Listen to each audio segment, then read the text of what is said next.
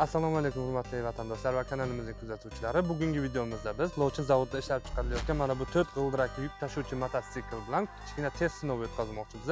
Mana bu yerda yuk mashinasi, tirkamasi va ustidagi mototsikllar bilan umumiy vazni 30 tonnaga teng bo'lgan yukimiz turibdi. Mana bu mototsiklimizga esa 300 cm kubli 18 ot kuchiga ega bo'lgan dvigatelimiz o'rnatilgan. Mana shu mototsikl yordamida mana shu furamizni tortib kirmoqchimiz.